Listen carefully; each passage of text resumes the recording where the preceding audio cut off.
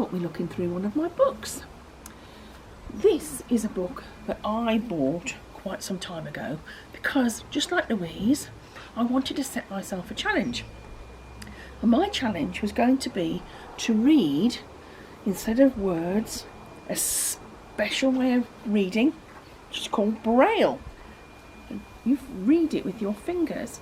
It's a special resource for people that have sight issues and can't read ordinarily the way that we usually do. So I wasn't actually very successful, but I still have the books and all the resources. So this book is written and illustrated by John Burningham, and it's called Mr. Grumpy's Outing. As you can see, giant print and Braille, and you can see it's got really big lettering, so it's easy to see. You can easily trace it with your finger, and you can feel the bumps on the bottom if you know how to read Braille. So let's see. This is Mr. Grumpy.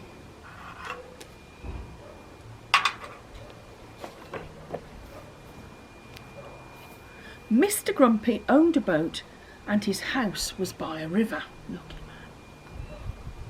man. One day Mr. Grumpy went out in his boat. "May we come with you?" said the children. You have 2 children.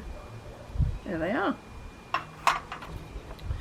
"Yes," said Mr. Grumpy, "if you don't squabble." "Can I come along, Mr. Grumpy?" said the rabbit. "Yes, but don't hop about." "I'd like a ride," said the cat. "Very well," said Mr. Grumpy, "but you're not to chase the rabbit." "Will you take me with you too?" said the dog. What do you think he said? He said, "Yes," said Mr. Grumpy, "but don't tease the cat." "May I come too, please, Mr. Grumpy?" said the pig. "Very well, but don't muck about." "Have you a place for me?" said the sheep. "Yes, but don't keep bleating." "Can we come too?" said the chickens. "Yes, but don't flap," said Mr. Grumpy. "Can you make room for me?" said the calf. "Yes, if you don't trample about." It's going to be a very full boat. "May I join you, Mr. Grumpy?" said the goat. "Very well, but don't kick." For a little while they all went along happily, but then the goat kicked, the calf trampled, the chickens flapped, the sheep bleated, the pig mucked about, the dog teased the cat chased the rabbit hopped, and the children squabbled. Oops. The boat tipped, and into the water they fell. Splash. Not good.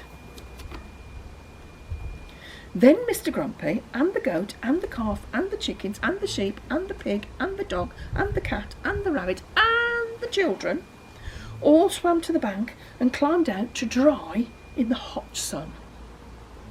"We'll walk home across the fields," said Mr. Grumpy. And there they are, walking across the fields, trying to get their clothes dry, be nice and comfy. I can't imagine it'd be very nice walking around being wet.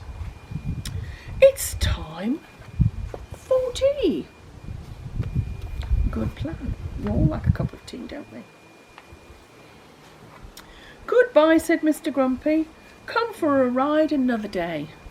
So maybe at the end he wasn't so grumpy after all, as he had all those nice visitors to take out for an outing. Now, can you think of how the ways of our school rules apply to this book? I don't think they were ready for that outing, were they? But maybe they'll be prepared for the next one. And they weren't very respectful to each other, were they? Squabbling and messing around. And they certainly weren't safe. But let's hope they've learnt their lessons. That's all for today. And I hope, as ever, that you stay safe and you stay well. And I'll see you soon. Bye.